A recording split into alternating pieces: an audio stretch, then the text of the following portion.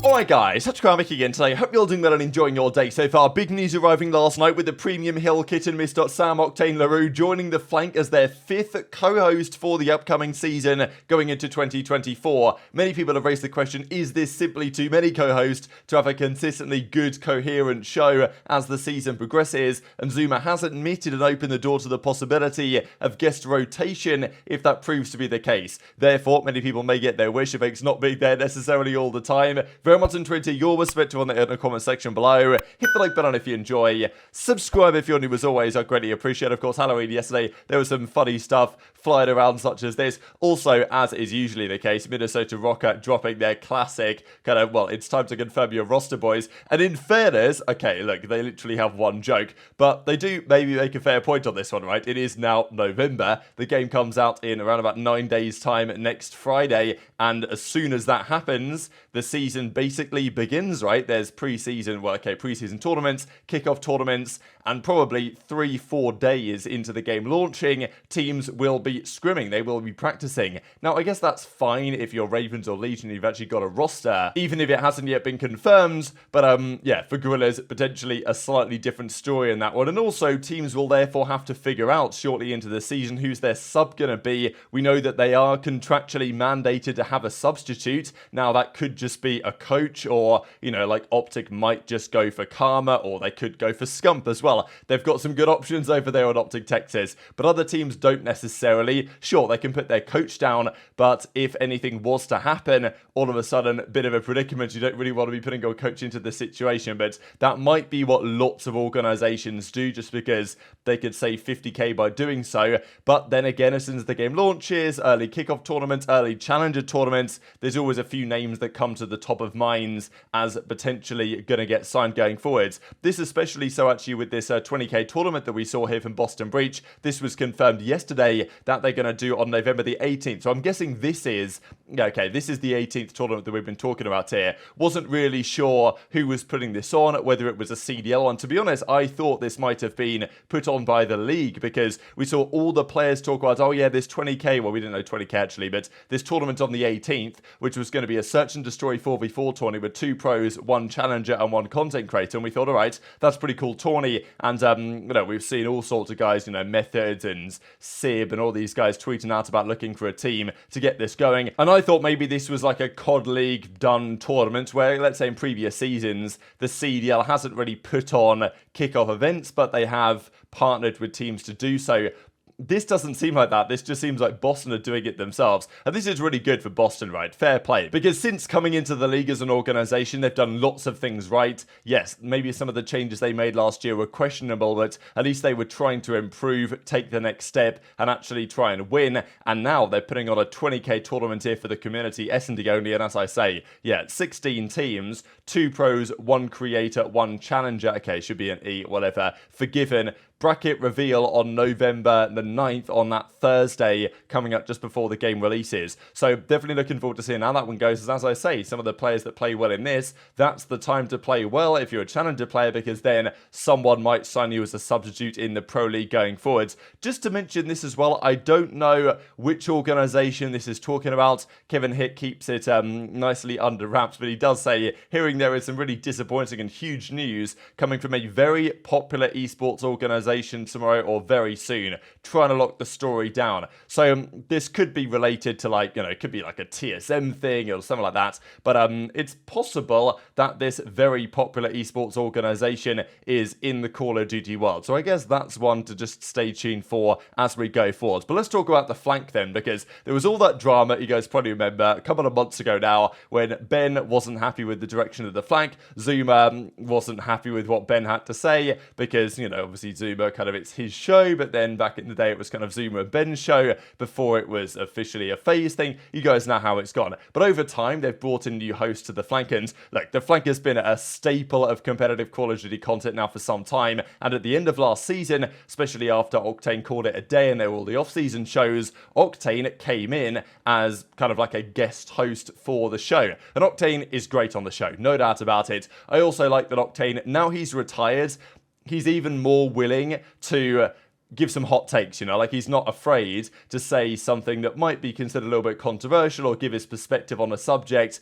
which he might otherwise not necessarily do if you were still a pro player, but now retired you can give those takes. So I thought Octane was great on the show, no doubt about it, and now Zuma and Co have decided that Octane will be a full-time show flank member. So of course, yeah, as they say, another ring at the table. They've got aBeZy with 2 rings, Parasite's got his ring from 2013, and Octane got his ring in 2022 in the Vanguard season. Pretty funny graphic actually, billionaire, playboy, philanthropist, and 2022 Godwell Jab, newest flank co-host, that's Sam Octane LaRue. So I think the general perception is, you know, great. As I say, it's an absolute pillar. What a show that it has been. And okay, there's maybe been some ups and downs on the show, and this is where we get to a lot of the drama and the controversy about the show today, because as Octane then says, absolute pleasure, and yeah, officially joining the flank for the upcoming year. But some people thought, as soon as this was confirmed, all right, well, maybe Octane's coming in. Is there some sort of roster change going on here, right? Because back in the day, it was a 2-man show. It was Zuma and Ben, and that's how it went for the Cold War season, and they would bring on guests after their matches, and that to me was some of the best flank episodes. Now, of course, it goes up and down, right? You bring in guests,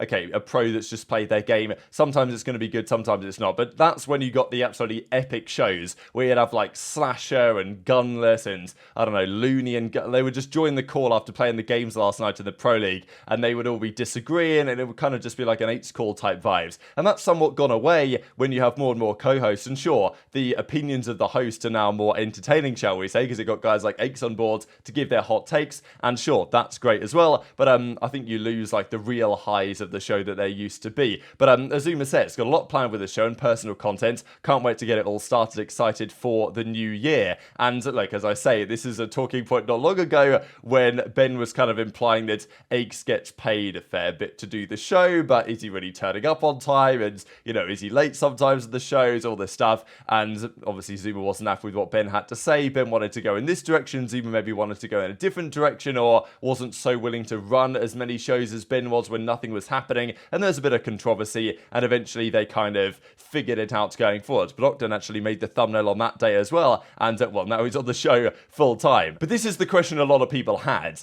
Is five people as the co-host of the show, is that a little bit too much? Most shows you see, commentary shows or whatever, they haven't got 5 people. Okay, sometimes it's 2 and they're for debate. Sometimes it's 3. I think 3, to be honest, is a pretty good number. 4 is sometimes pushing it. And then 5, I think you might find yourself in a position where it's difficult to keep the conversation going in the right way. And sure, I know that Zuma wants to have everyone involved, as has been over the last several years.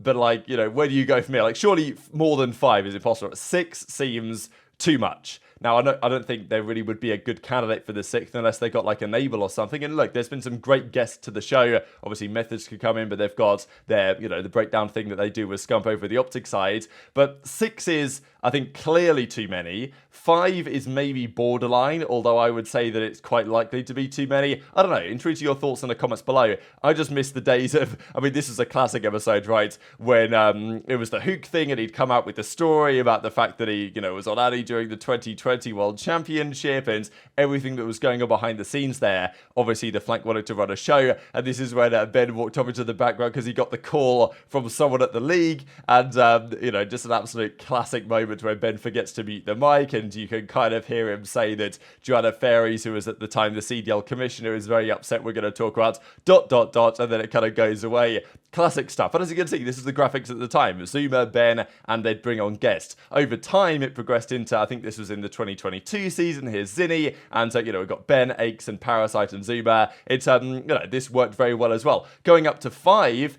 is another level entirely. Now, look, Octane will be a great addition, no doubt, but I'm sure many fans will have an opinion as to whether, you know, who they want replaced. Obviously, Zuma's not going anywhere. I don't want anyone replaced personally. Like, I think they all bring their own great aspects to the show, but the problem is that just can it work with 5? I don't know. And it kind of did, right? They did a couple of shows where there was all 5, and it was okay. Like, it worked, and the shows are really enjoyable, and sure. But I think they, cause issues, right? Especially with how Aix is. Like, he's going to get into some drama with Ben, and they're going to have a back and forth, and it's like, well, I don't know if 5 cooks in the kitchen necessarily works all the time. It can work, definitely, but I think there is some risk involved, and as I say, when you've got 5 guests or 5 hosts on, are you going to have room for guests? Like, let's say a match has just happened, there's a massive drama, you want to get Envoy in the call, you want to get Dashy in the call, I don't know, let's say there's someone to talk about, you've got 5 hosts already, managing that is a massive challenge. I think it makes it even more difficult for Zuma to,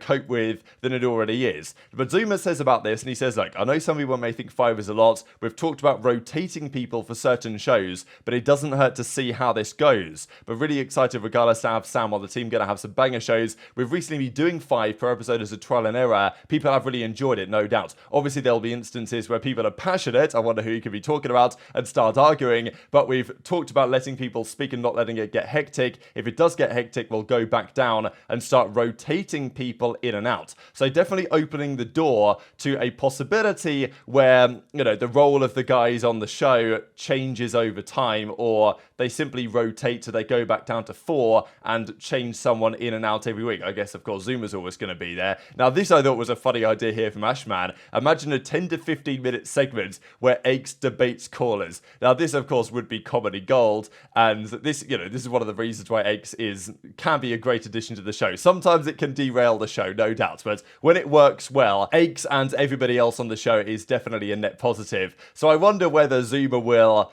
reconsider, not exactly reconsider, but just think about the role of the players on the show more often, right? Because, okay, Octane comes in, maybe there's a world in which Aix is obviously giving his perspective, but maybe this is like an Aix segment that you could bring him in for, and then maybe he's not there the entire time, let's say in the post-game shows, who knows? But there's a few options they could run with. I think it's cool that Octane's on board, no doubt, but yeah, I think that 5 may prove over the course of the season, especially like in the post-match shows and stuff, a little bit too difficult to handle, especially knowing how some of the characters are on this particular stream and show. So yeah, very much interested your thoughts on that in the comment section below. Just wanted to mention quickly, of course, because the Ballon d'Or ceremony was the other day. So it's always kind of annoying because it always gets leaked in advance nowadays. Like the entire top 30 Ballon d'Or was revealed like a few hours before the ceremony even happens. And I think Fabrizio just said that Messi'd won it the day before. Just kind of like, well, he was going to win it anyway. I think people kind of expected it, even though it was debatable. But like it was kind of, well, what's the point even watching now when it was revealed? But there is, I guess, a possibility